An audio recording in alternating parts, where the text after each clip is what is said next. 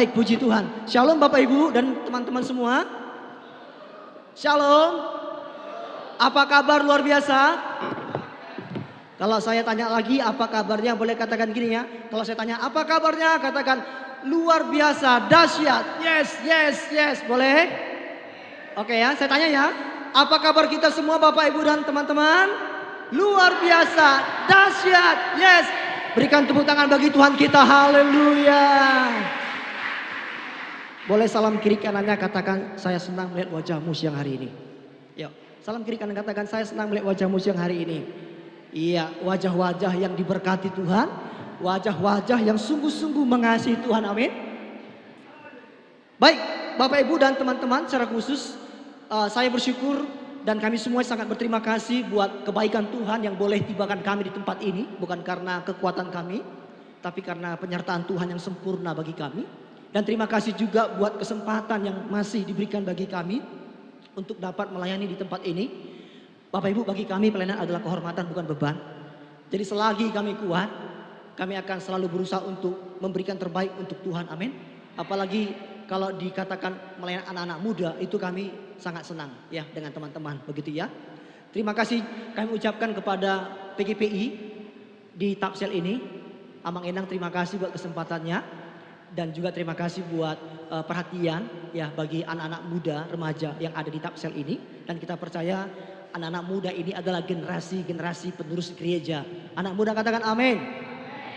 Bilang kiri kanannya, kamu penerus gereja. Bilang yuk. Iya. Nah, dan kami juga berterima kasih sekali buat panitia yang sudah berjerih lelah untuk melangsungkan acara ini. Dan kita percaya bahwa apapun yang kita lakukan untuk Tuhan itu tidak pernah sia-sia. Amin Bapak Ibu Saudara. Tuhan akan selalu lihat apa yang kita kerjakan. Maka ayo tetap setia melayani Tuhan. Amin.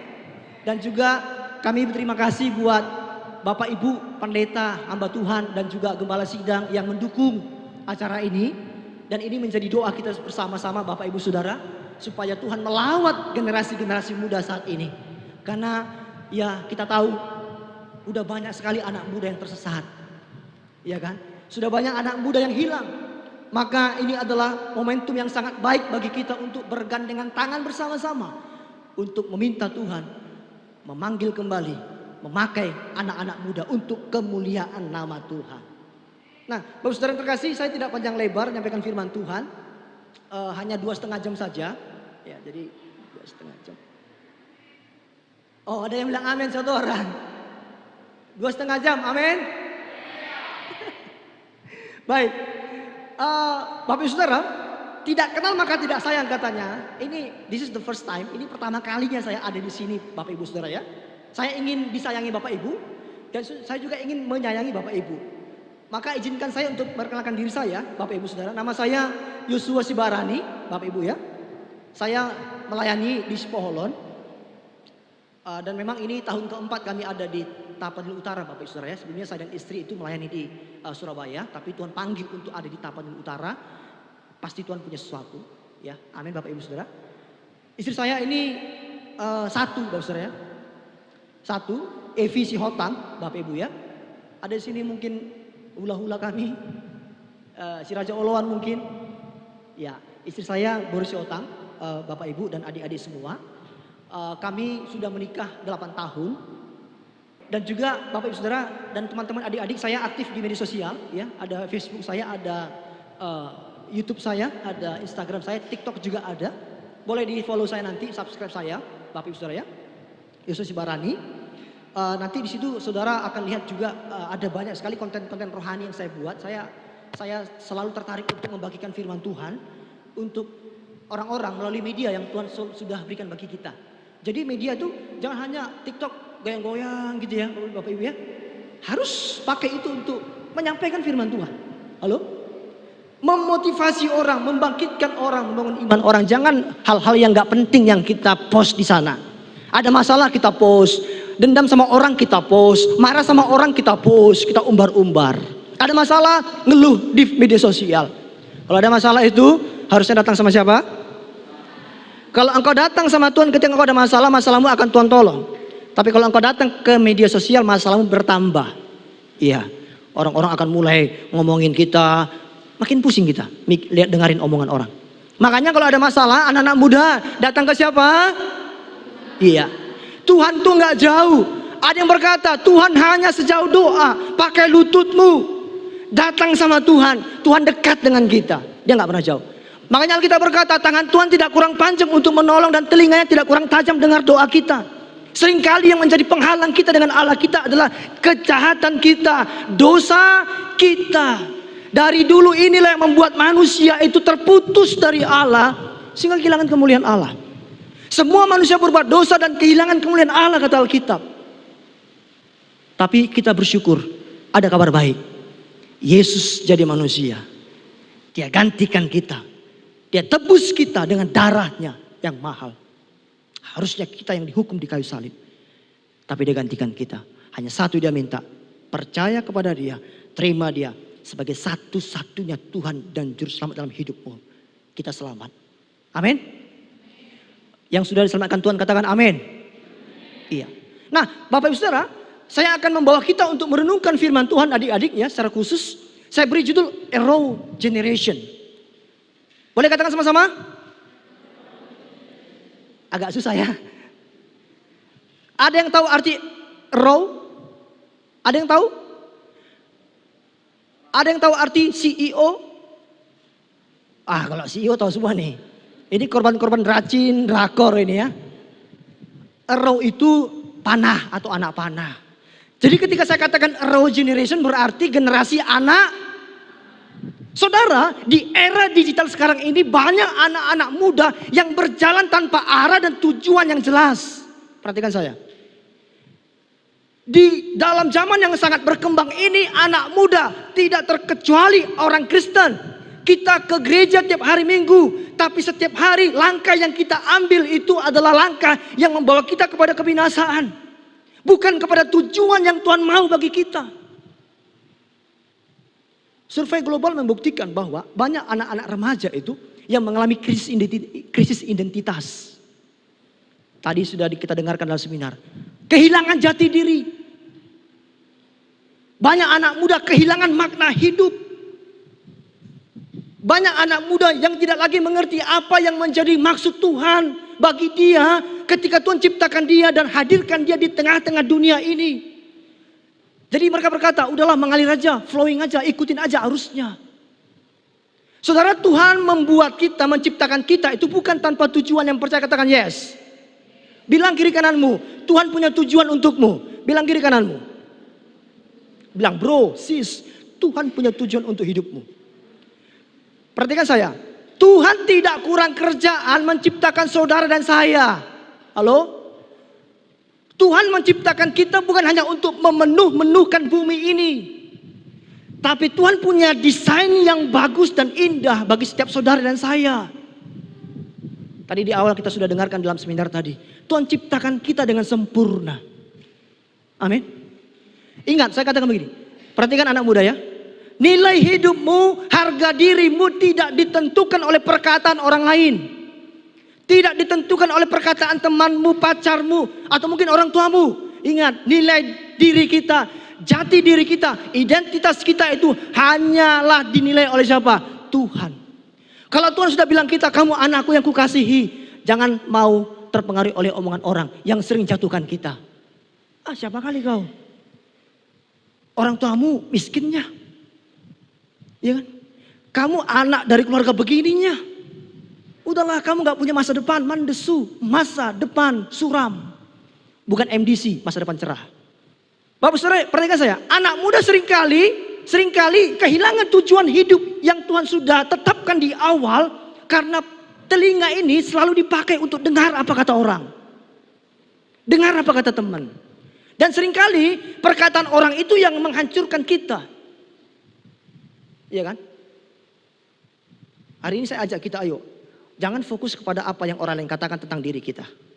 Fokuslah apa kata Tuhan tentang engkau dan saya. Amin.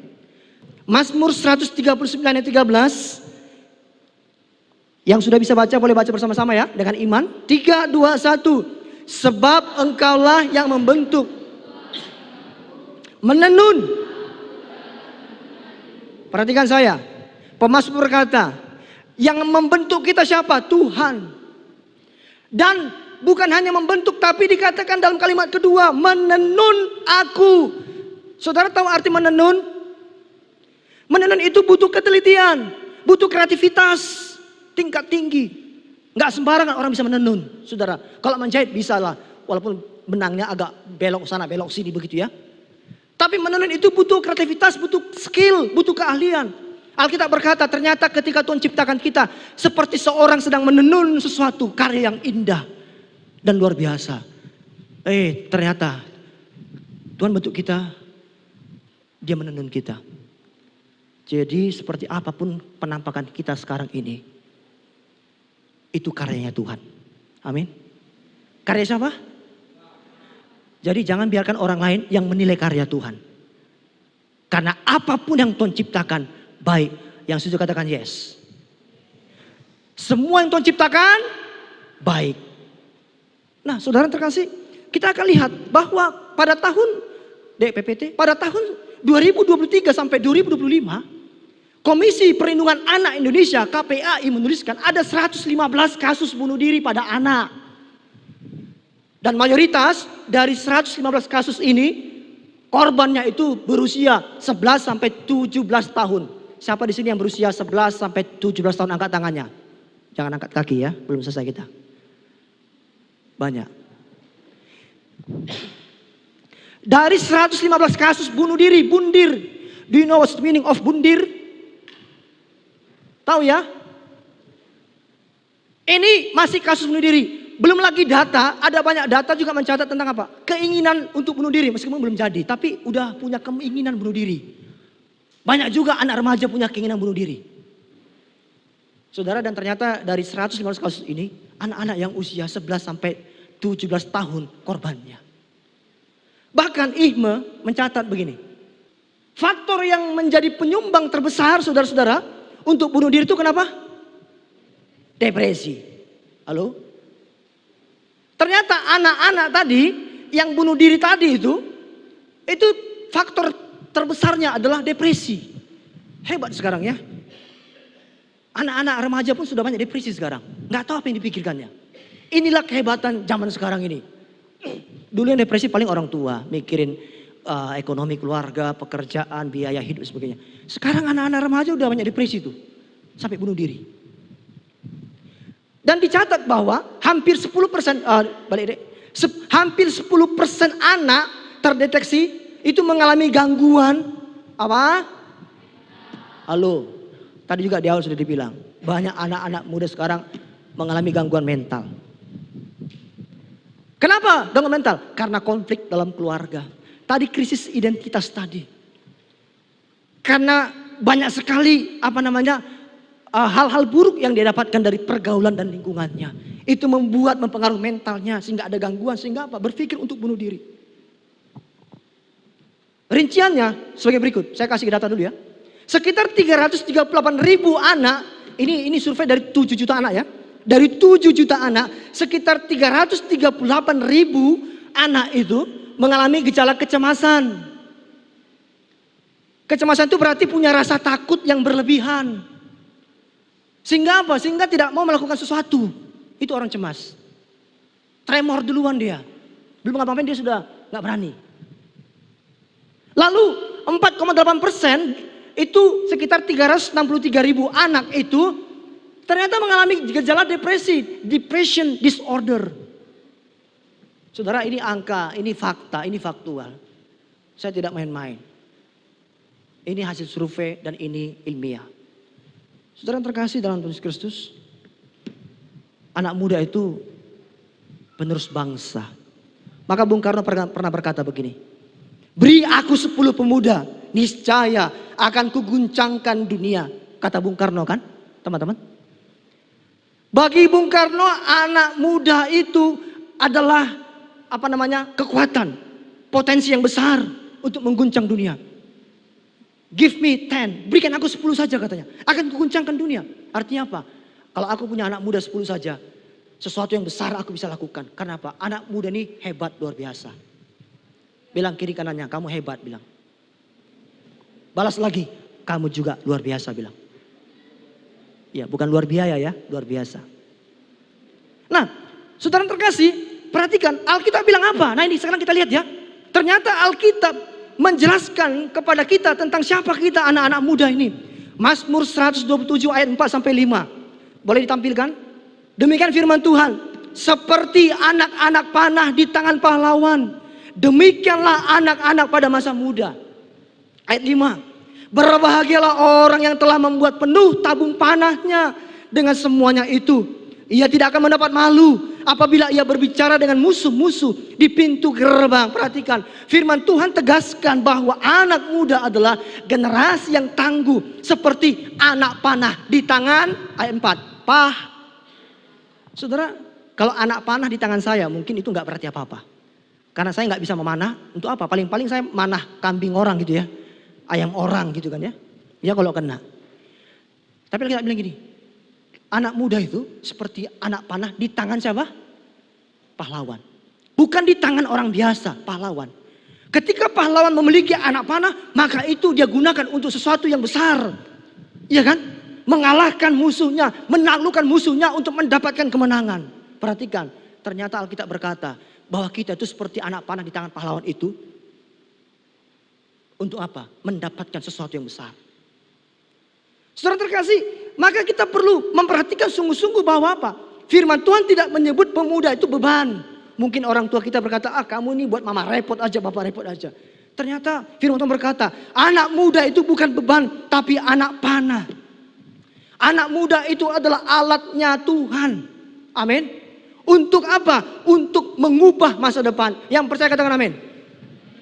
Anak muda, kita ini alatnya Tuhan. Untuk apa? Dipakai Tuhan mengubah masa depan. Hidup kita mempermuliakan Tuhan. Mencapai tujuan Tuhan. Saya katakan begini. Setiap orang ketika Tuhan ciptakan tadi, Tuhan punya desain yang khusus dan unik. Ada mungkin si A dikasih Tuhan desainnya lingkaran. Ada mungkin yang persegi. Ada mungkin yang layang-layang. Ada mungkin yang segala macam. Bapak Saudara, trapesium. Maka ketika si A tadi lingkaran, gak boleh iri kepada yang kotak bentuknya. Enak ya jadi kotak ya. Aku mau jadi kotak aja lah. Atau si kotak berkata, enak jadi kamu ya layang-layang ya. Jangan iri dengan desain orang. Karena engkau punya desain sendiri yang unik dari Tuhan. Dan Tuhan punya rencana untuk itu. Amin. Saudara saya tanya. Orang ciptakan kulkas untuk apa? Apa tujuan pabrik memproduksi kulkas? Untuk apa? Nyimpan baju supaya awet bajunya. 10 tahun nggak rusak-rusak.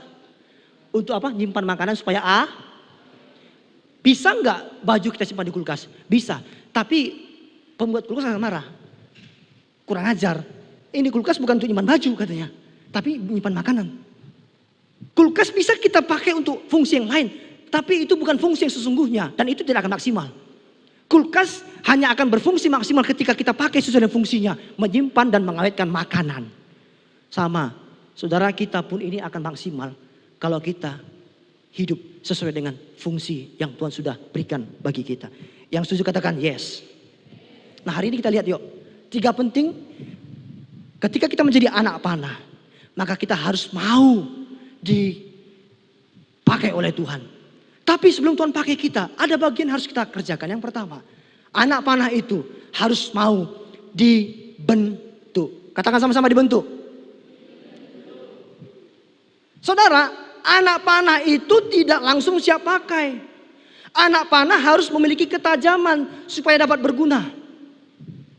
Ya kan? Seorang pahlawan dia akan ambil kayu yang kasar, dia potong, lalu dia akan iris, dia akan haluskan, dia akan bentuk desain itu anak panah supaya tajam dan nanti bisa ditembakkan ke target atau sasaran. Sakit nggak? Sakit. Ketika anak panah itu dibentuk, Bapak Saudara, ketika dia mungkin bisa berbicara, maka dia berkata, sakit. Mau dibentuk berarti mau diproses. Amin. Kalau kita mau dibentuk oleh Tuhan berarti mau dia apa? Dan saya katakan begini, ingat proses itu tidak mudah alias sulit. Contoh, saudara ingin mendapatkan masa depan yang cerah. Sekarang harus belajar. Itu bagian dari proses saudara. Saya tanya, anak muda, jujur. Belajar itu menyenangkan atau tidak? Iya, bagi banyak orang itu masalah besar itu. Tapi itu proses. Proses tidak mengenakan bagi kita memang. Tapi itu sangat menentukan kita ke depannya. Maka saudara, kalau saudara mau menjadi anak panah yang berguna tadi, ingat yang pertama, harus mau dibentuk. Harus setia pada proses, jangan suka protes. Amin. Banyak orang kan gak mau diproses tapi suka kali protes. Alkitab ajarkan, setia pada prosesmu. Mungkin tidak mengenakan bagimu, itu menyakitkan bagimu. Tapi lihat, engkau akan dibuat Tuhan menjadi semakin indah untuk kemuliaan Tuhan. Berikan tepuk tangan bagi Tuhan kita. Iya. Ibrani 12 ayat 11. Ibrani 12 ayat 11. Alkitab berkata begini, memang tiap-tiap ganjaran, teguran, hukuman gitu ya, pada waktu ia diberikan tidak mendatangkan apa? Kalau kita diganjar orang tua kita, dihukum orang tua kita, ditegur orang tua kita, diingatkan orang tua kita atau guru kita. Gak mengenakan memang. Gak ada sukacita kata Alkitab. Yang ada duka cita. Pernah. Tetapi kemudian apa katanya? Ia menghasilkan buah kebenaran yang memberikan damai kepada mereka yang dilatih olehnya. Ternyata meskipun ganjaran itu, teguran itu, didikan itu tidak mengenakan. Ternyata itu apa? Menghasilkan buah kebenaran. Memberikan damai bagi kita. Saudara kasih, maka Tuhan selalu rindu membentuk saudara dan saya untuk kemuliaan Dia. Yesaya 64 ayat 8. Tetapi sekarang ya Tuhan, Engkaulah Bapa kami. Kamilah tanah liat dan Engkaulah yang membentuk kami. Dan kami sekalian adalah buatan tangan-Mu. Tuhan rindu membentuk kita satu persatu, pribadi lepas pribadi, untuk kemuliaan Tuhan. Maka ketika engkau bertanya-tanya, untuk apa Tuhan ciptakan aku? Jawabannya satu, untuk memuliakan Tuhan. Bukan mempermalukan Tuhan. Dengarkan saya, tujuan hidup kita mempermuliakan Tuhan, bukan mempermalukan. Tapi coba introspeksi diri kita, tanya diri kita masing-masing. Bukankah sampai detik ini kita seringkali mempermalukan Tuhan? Kita ke gereja, bahkan aktif melayani, perkataan kita seringkali kotor, jorok. Jahat sama orang. Pikiran kita najis. Ya enggak? Tindakan kita melukai hati Tuhan. Katanya Kristen. Saudara, ada seorang ibu, ini di Jawa Timur ya. Bapak Ibu, kalau di Jawa Timur itu becak itu tempat duduk penumpangnya itu di depan. Kalau di sini kan di samping tuh. Iya kan? Jadi kalau di Jawa Timur tuh becak itu pengendara, pengemudi akan di belakang, penumpang di depan. Jadi kalau nabrak tiang listrik yang mati duluan, penumpangnya itu nabrak duluan. Ibu-ibu satu ketika dia ingin melayani dalam ibadah jam 6 pagi. Di kota besar tuh ibadah tuh jam 5 pagi sudah ada, jam 6 pagi. Nah dia jam 6 pagi nih. Tapi dia buru-buru karena tadi masak di rumah. Lalu dia pergi ke depan gang rumahnya, dia tunggulah angkot, gak datang-datang. Lalu dia lihat tukang becak sedang mangkel. Dia panggil, Pak, kemari Pak katanya. Lalu tukang becak datang mendekati dia. Iya Bu, Pak aku mau pergi ke gereja A. Berapa bayarnya Pak? Oh 15.000 Bu. Wih mahal kali Pak. Biasanya aku Pak 5.000 Pak katanya. Enggak bisa Bu. Udahlah Bu gini aja 10.000 Bu.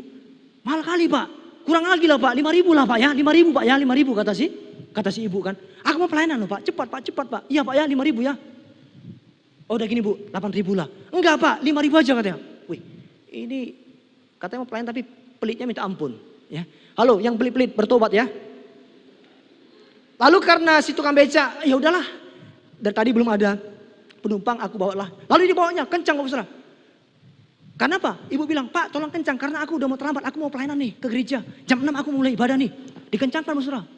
Tibalah jalan yang agak turun dan berbatu-batu. Turun berbatu-batu Bapak Saudara. Semakin kan si ibu lalu takut. Mau jatuh dia kan. Lalu bilang gini, Pak rem. Sorry Bu, kalau 5.000 tanpa rem katanya. Oh iya saya bayar 10.000 baru direm. Bapak Ibu Saudara, banyak orang mengaku Kristen bahkan pelayanan. Tapi hidupnya gak jadi berkat loh. Iya kan? Hanya bayar becak aja kok susahnya minta ampun gitu ya. Iya kan? Apa susahnya membayar ongkos ya yang diminta oleh tukang becak itu. Itu kan menjadi berkat. Saudara, yang saya katakan seringkali kita ini orang Kristen ini nggak mempermuliakan Tuhan, tapi justru mempermalukan Tuhan. Yesaya 49 ayat 2 bagian B. Alkitab bilang begini, Yesaya pasal 49 ayat 2 bagian B. Ia telah membuat aku menjadi anak panah yang runcing dan menyembunyikan aku dalam tabung panahnya. Saudara, kalau kita mau memberikan diri kita dibentuk oleh Tuhan, maka kita menjadi anak panah yang runcing. Dan ingat, anak panah yang runcinglah, yang tajamlah, yang akan bisa mengenai sasarannya. Yang setuju katakan yes. Bilang, kalau kau tumpul gak dipakai. Bilang, kiri kanannya. Kalau kau tumpul gak akan dipakai, Tuhan bilang. Iya. Saudara bisa lihat gambar ini. Saudara mungkin punya pensil, 2 pensil nih. Satu tuh tajam. Saudara, ketika saudara punya pensil tajam, saudara akan nulis sesuatu itu dengan sangat enak sekali. Karena tajam. Tulisannya jelas. Tapi kalau saudara punya pensil yang tumpul, matanya sudah hampir tenggelam. Ya kan saudara, sampai saudara kopek-kopek begini. Lalu saudara tulis saudara jadi gak bagus, jelek. Caranya bagaimana? Harus diraut dulu kan? Diraut. Bapak saudara, sakit, diraut tuh sakit. Tapi apa? Tapi supaya berfungsi, supaya bermanfaat gitu loh. Sama. Jangan jadi pensil yang tumpul. Amin. Jadilah pensil yang tajam. Karena pensil yang tajamlah yang akan memuaskan penggunanya. Anak panah yang tajamlah yang akan berguna bagi pahlawan. Anak muda yang mau dibentuk Tuhanlah yang akan dipakai Tuhan luar biasa. Amin. Iya. Saudara terkasih, jadi yang pertama apa yang kita renungkan? Ayo, mulai sekarang harus mau ditegur oleh guru. Amin. Jangan saudara salah, saudara ditegur guru, saudara langsung sakit hati. Lalu saudara manipulasi, cerita ke orang tua, lalu orang tua marah ke guru, lalu diviralkan ke media sosial. Saudara harus mau ditegur. Kalau kita salah, iya, aku salah, aku minta maaf, aku mau memperbaikinya. Harus mau ditegur oleh firman Tuhan, amin.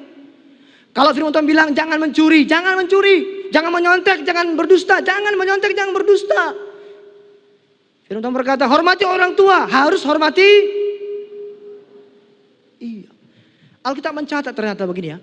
Salah satu syarat supaya saudara diberkati Tuhan masa mudamu adalah hormati orang tuamu. Amin.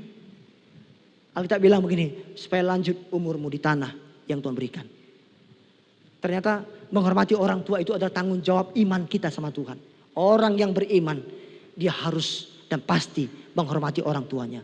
Jangan saudara aktif di gereja. Saudara kalau penyembahan angkat tangan, angkat kaki, semua terangkat. Semua air keluar, dari mata keluar, dari hidung keluar, telinga keluar, dari semua lubang air keluar. Di rumah orang tua gak dihargai, gak dihormati. Bagi Tuhan itu tidak berguna sama sekali, amin. Mungkin orang lain bisa saudara tipu. Rohani si A itu ya. Kalau dia nyanyi sungguh-sungguh. Tapi ternyata dalam keluarganya dia tidak jadi berkat. Tuhan tahu apa yang kita kerjakan. Mari setialah dalam proses Tuhan. Jangan membantah ketika Tuhan tegur kita. Ingatkan kita lewat firman Tuhan. Amin. Kalau mau dibentuk Tuhan, jangan membantah firman Tuhan. Apa yang Tuhan ajarkan dan Tuhan inginkan, katakan yes Lord, I will do it. Ya Tuhan, aku akan lakukan itu. Amin. Jangan pilih-pilih. Kalau nanti firman Tuhan bilang begini, hidup akan diberkati, yes, itu bagianku, itu milikku. Kalau firman Tuhan bilang begini, bertobat yang berdosa, itu untuk temanku. Ya kan? Itu untuk mamaku, itu untuk bapakku. Yang enak-enak untuk dia. Ketika teguran firman Tuhan datang untuk yang lain. Jangan Bapak Saudara ya, teman-teman ya. Yang kedua, setelah mau dibentuk maka anak panah itu harus mau diapakan? Iya kan? Setelah dibentuk jadi tajam, lalu dia akan diarahkan ke sasarannya. Saudara yang terkasih dalam nama Tuhan Yesus Kristus, ingat, anak panah tidak punya arah sendiri. Arah anak panah ditentukan oleh si pemanah. Iya kan? Anak panah nggak bisa bilang aku mau ke sana, nggak bisa. Hanya si pemanah yang bisa mengarahkan ke sasaran mana anak panah itu akan dilepaskan nantinya. Saudara perhatikan saya. Hidup kita ini, Alkitab bilang kan, anak panah di tangan pahlawan. Kita ini anak-anak muda di tangan Tuhan. Jadi siapa pemanah kita? Tuh. Jadi siapa yang menentukan arah hidup kita? Perhatikan saya. Tapi bukankah kita seringkali arah hidup kita ditentukan oleh dunia ini? Halo, anak muda. Dunia sekarang ini menawarkan banyak arah. Kamu itu aja, kamu cari popularitas. Gak usah ikut Tuhan.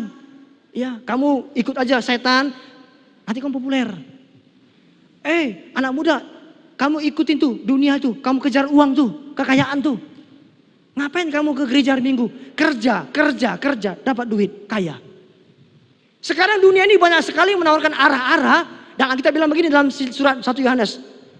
Bahwa dunia dan segala isinya ini sedang menuju kepada kebinasaan. Saya katakan begini. Orang yang bodoh lah yang tertipu oleh dunia ini. Kenapa? Ujung-ujungnya Kalau kita sudah tahu dunia ini akan binasa dengan semua keinginan dan isi dunia ini. Kenapa kita masih mau bodoh? Kita ikuti dunia. Kita ikuti arah dunia. Dunia menentukan arah hidup kita. Katakan hari ini, no. Mulai hari ini yang menentukan arah hidupku adalah Tuhan. Karena aku anak panah, dia pemanahnya. Amin. Iya. Saudara terkasih, maka perhatikan ya. Tuhan mau mengarahkan kita sesuai kehendaknya. Bukan kehendak kita. Bukan keinginan kita. Maka kata Paulus, Galatia 2 ayat 20. Namun aku hidup, tetapi bukan lagi aku sendiri yang hidup, melainkan Kristus yang hidup di dalam aku. Kalau aku hidup, kata Paulus, bukan aku lagi yang hidup. Kenapa? Aku ini hambanya Kristus. Aku harusnya mati, binasa karena dosa-dosaku. Tapi Kristus telah gantikan aku dan angkat aku jadi anaknya. Sekarang aku dulunya hamba maut, sekarang aku hamba Kristus. Saudara perhatikan saya. Konsep hamba dalam Alkitab itu, hamba atau budak itu tidak punya hak apa-apa. Hanya satu yang harus dikerjakan hamba, taat sama tuannya. Maka ketika kita ditebus oleh Kristus menjadi milik Kristus, saudara ingat, kita hamba Kristus artinya apa Pak? Kita harus tunduk dan taat kepada Kristus. Amin. Iya. Saya minta tolong satu orang maju ke depan dulu. Oh Nail. Sebentar deh. Perhatikan, anggap Bang Nathanael Manulang ini hamba, saya tuannya.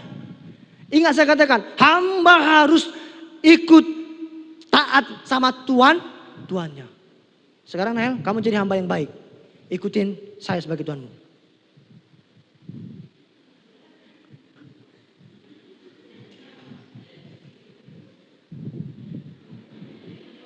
Pas nggak dengan tuannya? Pas? Belum lah, kan lebih ganteng saya. Saudara itu hamba. Hamba Kristus artinya, perhatikan saya. Jadi orang Kristen itu bukan hanya Kristen, labelmu Kristen, KTP-mu Kristen. Menjadi orang Kristen itu harus serupa dengan Kristus, amin. Iya, itu tujuan kita. Gak sekedar aku orang Kristen, aku hari Minggu ke gereja. Bukan. Hidupmu sudah serupa dengan Kristus atau tidak? Kau ikut Kristus atau tidak? Saya kasih satu contoh terakhir. Tolong Bapak 2 kursi dengan cepat deh. 2 kursi. Jangan 3. 2 aja. Oh 3 pun boleh. Ayo 3. Go.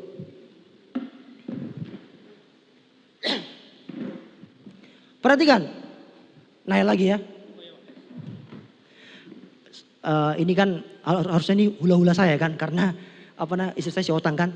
Kapan lagi mengerjai hula-hula kan begitu ya. Ya kan, mumpung saya jadi pengkhotbah, bolehlah ngerjain hula-hula gitu kan ya. Saudara perhatikan saya, boleh tidur dek, terbaring dek. Ini kuat ini ya. Oke, boleh berbaring dek. Aman tuh dek, aman. Aman. Percayalah ada Tuhan yang menopangmu. Ya, sini kepalamu. Percaya ya, jangan takut. Tapi jangan benar-benar tidur. Takutnya benar-benar tidur dia kan. Perhatikan ya. Ketika kita menjadi hamba Kristus, kita mati bagi dosa kata Alkitab. Apa katanya? Mati bagi. Ini orang mati. Nael, buat gaya orang mati. Iya. Kalau orang Kristen memang matinya senyum ya. Karena mati dalam tuh berharga kematian orang-orang ya. Kematian orang-orang di dalam tuh. Iya kan? Bagi Tuhan orang yang mati dalam Tuhan itu berharga. Makanya orang Kristen kalau sungguh-sungguh ikut Tuhan sampai mati, itu matinya itu senyum. Tapi kalau gini matinya, nggak tahu ikut siapa dia. Ini mati dalam Tuhan nih, dia senyum dia. Pernah nggak saudara lihat ketika orang meninggal, kok makin cantik opung ini ya? Iya kan? Dia ketemu Tuhan tuh. Saudara, jangan buka mata. Mana ada orang mati buka mata? Bisa pula dia ngintip saya. Oke, dia mati sekarang nih. Sekarang saya coba cubit dia. Kalau orang mati saya tusuk begini, terasa nggak? Terasa? Kenapa? Mati. Kalau saya bilang gini, untung kau cepat mati, Nathanael. Iya kan? Kau selama ini jahat kali. Iya kan? Sudah jelek kau, sok hebat lagi kau. Kau pikir kau aja yang bisa main keyboard? Hah? Bisa nggak dia bangun dan bilang gini? Apa kau bilang? Bisa? Apapun yang orang lakukan dengan dia, nggak ada lagi reaksinya. Kenapa? Sudah arti mati bagi dosa adalah ketika dosa menggoda engkau mati. Nggak mempan. Amin. Tapi kalau kau bilang aku mati bagi dosa Tuhan, lalu dibilang nyonteklah sedikit, lalu kau nyontek, kau belum mati. Engkau masih bereaksi terhadap dosa. Mati bagi dosa berarti apa? Nggak ada lagi keinginanmu untuk berdosa. Digodain. Aku udah mati.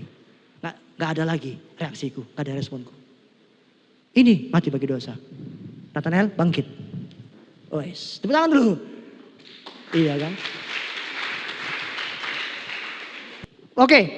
Bapak Ibu Saudara terkasih, adik-adik yang Tuhan kasihi. Perhatikan saya bahwa untuk mau diarahkan Tuhan harus taat sama Tuhan.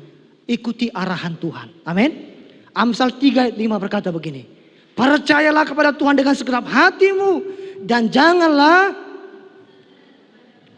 Jadi Pak, apa yang kita lakukan? Yang pertama, libatkan Tuhan dalam apapun yang kau kerjakan hari ini. Amin.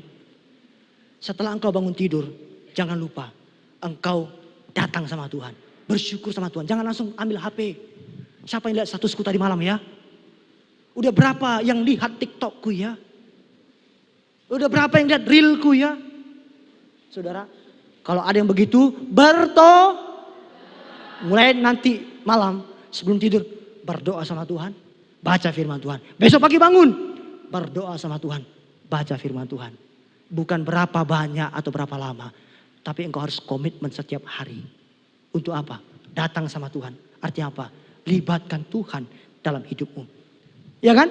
Dalam memilih pasangan, libatkan siapa tuh? Anak muda ingat, Alkitab berkata terang dan gelap tidak bisa bersatu. Jadi jangan bilang gini, Pak aku pacaran dengan dia Pak supaya aku bawa dia sama Tuhan. Siapa kali kita begitu yakinnya kita bisa bawa dia sama Tuhan. Harus jadi pacar dulu baru bisa bawa orang ke Tuhan? Saya tanya, harus jadi pacar dulu baru kita bisa bawa orang ke Tuhan? Iya kan, berteman pun bisa kan? Jadi jangan bilang, Pak aku nih punya tugas mulia. Aku pacari dia untuk membawa dia kepada terang yang ajaib. Haleluya. Kayaknya kau nanti yang dibawa kepada kegelapan. Takutnya begitu. Nggak harus jadi pacarmu dia, baru engkau bisa bawa dia sama Tuhan. Ketika engkau berteman dengan dia, jadi berkat sama dia, engkau juga bisa bawa dia kepada Tuhan. Jadi jangan hanya ikut tren, tapi cari kehendak Tuhan. Belajar taat untuk apa? Mengerti arah yang Tuhan sudah tentukan bagi setiap kita. Maka Alkitab bilang begini, Mazmur 119 ayat 9. Dengan apakah seorang muda mempertahankan kelakuannya bersih? Dengan menjaganya sesuai dengan anak muda. Alkitab bilang begini, dengan apa engkau jaga kelakuanmu bersih? Bukan dengan yang lain, hanya satu, dengan firman Tuhan. Firman Tuhan akan membersihkan hidup kita, membuang apa yang kotor dalam hidup kita, dikikis. Kalau kita mau apa? Ikut taat kehendak Tuhan. Yang ketiga, yang terakhir, yang ngantuk boleh bangun. Ini sudah poin ketiga. Yang ketiga, untuk menjadi anak panah yang bermanfaat dan tepat sasaran. Setelah diarahkan tadi, harus mau dilepaskan. Iya enggak? Kalau anak panah hanya diarahkan begini, enggak mau dilepaskan, enggak ada gunanya juga. Kan? Dia enggak mencapai sasaran, dia tidak mencapai target. Saudara terkasih, tujuan akhir anak panah bukan hanya dibentuk lalu diarahkan selesai, enggak. Tujuan dari anak panah adalah harus mau dilepaskan. Dilepaskan berarti keluar dari zona nyaman untuk mencapai target. Anak panah yang tadi mau dibentuk tadi, mau diarahkan tadi, yang terakhir harus mau dilepaskan. Harus mau apa? Harus mau diutus oleh Tuhan. Maka kita berkata, ingat, kita adalah anak panah, bukan Atau yang dilepaskan itu anak panah atau tabung panah atau busur panah? Ada orang memanah melemparkan busurnya atau memanah melemparkan tabungnya. Yang dilepaskan apa? Alkitab bilang kita busur panah, tabung panah atau anak panah. Berarti anak panah harus mau, artinya harus mau diutus tuh jadi berkat nih. Perhatikan, bisa diklik deh. Anak panah harus dilepaskan supaya mencapai sasarannya. Yesaya 49 ayat 2 bagian B. Ia telah membuat aku menjadi anak panah yang runcing dan menyembunyikan aku di dalam tabung panahnya. Ingat, harus mau ditempatkan dalam tabung panah Tuhan. Artinya apa? Kita siap dipakai Tuhan untuk alat kemuliaan Tuhan. Menjadi berkat bagi keluargamu, menjadi berkat bagi teman-teman di sekolahmu, menjadi berkat di tempat pergaulanmu, menjadi berkat di gerejamu. Bahkan di mana engkau ada, engkau jadi berkat. Amin. Maka Yesus berkata begini, Matius 5 ayat 13-14. Kamu adalah garam. Saudara perhatikan ya. Yang menarik di sini, sama-sama kata dunia. Ayat 13 dikatakan garam dunia, ayat 14 terang dunia. Sama-sama kata dunia, tapi dalam bahasa aslinya saya tunjukkan dalam bahasa Inggris saja. Dalam ayat 13 dunia itu dipakai kata earth, bumi. Sementara kamu adalah terang dunia, kata dunia itu dipakai kata world, bukan lagi earth. Di mana bedanya, Pak? Garam ini bicara tentang apa? Bicara tentang dampak di mana kita ada. Makanya dipakai kata you are the salt of the earth. Kamu adalah garamnya dunia. Di mana kamu tinggal, di mana kamu ada itu duniamu, itu bumimu, jadi berkat di sana. Sementara ayat 14, you are the light of the world. Kamu adalah terang dunia. Dipakai kata world, itu dunia itu, arti world itu, kosmos itu sistem dunia ini yang dikuasai oleh si jahat. Artinya apa? Kita dipanggil untuk menerangi dunia yang sudah digelapkan oleh si jahat. Amin. Ingat, dunia sudah gelap, jangan lagi kita orang Kristen menambah gelap dunia ini. Harusnya kita jadi apa? Terang. Bagaimana maksudnya, Pak? Kita harus menjadi berkat bagi orang, bawa orang kepada apa? Kepada Kristus sebagai terang yang sejati. Kan Yesus pernah berkata begini, akulah terang dunia. Tapi dalam ayat ini dikatakan juga, kamu terang, kita ini terang kecilnya Kristus.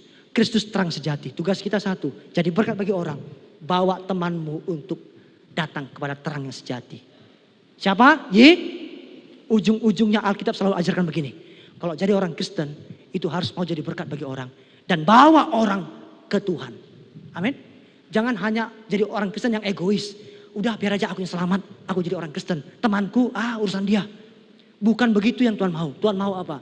Kita beritakan Injil, kabar keselamatan. Supaya banyak orang terima Yesus sebagai Tuhan dan Juru Selamat. Amin. Saudara, ada seorang pengendara sepeda motor. Karena dia buru-buru, dia kencang, dia tabrak seekor anjing di jalan. Lalu ada seorang anak muda melihat anjing itu kasihan. Lalu dia bawa ke dokter hewan yang dia kenal di kota itu. Dok, tolong bantu obatin anjing ini. Tadi ditabrak oleh seorang pengendara sepeda motor. Lalu dokter itu mengobati, Bapak Saudara. Gak lama setelah sembuh, langsung pulang si anjing. Ya namanya anjing kan, gak mungkin bilang, thank you dok. Dia pulang. Beberapa hari kemudian ketika si dokter dan istrinya duduk di teras rumah, menikmati kopi, baca koran. Tiba-tiba datang 2 ekor anjing mendekati dia. 2 ekor anjing. Dia lihat dia, 1 ekor dari 2 ekor anjing itu adalah anjing yang beberapa hari lalu disembuhkan dia. Ternyata yang satu lagi temannya sakit. Sambil menggonggong ekor yang goyang, dokter paham. Maksudnya apa? Dokter tolong sembuhkan temanku. Ini namanya anjing misioner. Dia pernah disembuhkan dokter. Ada teman sakit. Ada dokter yang bisa menyembuhkan. Aku kemarin disembuhkan, kau juga pasti disembuh. Ingat ya, anjing aja misioner. Jangan kita jadi orang Kristen gak misioner. Kita sudah diselamatkan Tuhan. Harusnya kita mau bawa orang supaya diselamatkan oleh siapa? Tuhan. Jangan mau kalah sama anjing ya. Bilang kiri kanannya, jangan kalah kau sama anjing misioner tadi bilang. Anjing aja bawa temannya untuk diobati sama dokter. Masa kita sudah disamakan Yesus, kita nggak mau bawa orang kepada Yesus. Nggak mau bawa keluarga kita sama Yesus. Tuhan mau kita diutus untuk jadi terang. Untuk jadi berkat bagi bangsa-bangsa. Mulai sekarang ayo berani melayani Tuhan. Anak muda yang belum sampai sekarang yang masih nolak-nolak pelayanan. Banyak alasan. Belum siap Pak Gembala, belum siap awang segala macam. Bertobat. Kalau engkau masih bilang aku belum siap, aku belum berani melayani Pak. Berarti engkau anak panah yang belum berguna. Karena belum mau dilepas. Mulai sekarang yang sempat tolak-tolak pelayanan, hubungi gembalamu. Bilang, Abang aku sudah siap. Amin. Gereja gak pernah kekurangan bidang pelayanan. Ada banyak bidang pelayanan. Anak-anak muda jangan takut. Nanti gak ada lagi kesempatan. Banyak kesempatan. Yang sering kali kurang itu adalah orang yang benar-benar punya hati untuk melayani. Itu yang banyak kali kekurangannya di gereja. Kalau bidang pelayanan di gereja ini melimpah. Banyak aja. Mulai dari bersih-bersih, pendoa, segala macam. Dan semua pelayanan itu sama di mata Tuhan. Berani jadi berkat. Jadi berkat bagi temanmu di sekolah. Ya, kalau orang-orang lain nyontek, curang, jangan jadi mereka. Jangan ikut berbuat dosa. Harus berani tampil beda. Amin. Ingat, aku ini anak panahnya Tuhan. Aku harus beda. Orang bilang, biasanya begitu. Itu dunia bilang. Tuhan bilang, enggak boleh, ya udah enggak boleh. Amin. Amin teman-teman. Tuhan memberkati kita semuanya. Mari kita bangkit berdiri sama-sama.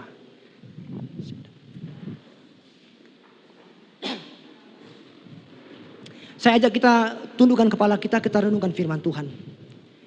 Anak-anak muda saya terbatas untuk menyampaikan firman Tuhan. Tapi biar Roh Kudus yang tidak terbatas itu yang berbicara di hati kita semua pada siang hari ini. Kalau engkau datang pada siang hari ini bukan karena kebetulan. Tapi Tuhan mau berperkara dengan engkau. Tuhan mau menjumpai engkau secara pribadi. Pertanyaannya satu. Maukah engkau dijumpai oleh Tuhan siang hari ini? Dan lihat, kalau Tuhan jumpai engkau, hidup akan berbeda.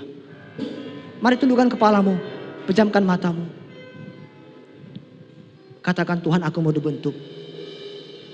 Tuhan aku mau diarahkan. Tuhan aku mau dilepaskan. Bapa, engkau melihat anak-anakmu yang mau kembali memperbarui komitmen mereka kepada engkau. Mereka mau dibentuk oleh Tuhan. Mereka mau diarahkan Tuhan. Mereka mau dilepaskan Tuhan jadi berkat bagi bangsa-bangsa. Terima kasih Bapa. Terima kasih Tuhan. Haleluya. Mari kita katakan bersama-sama dengan segala hati kita.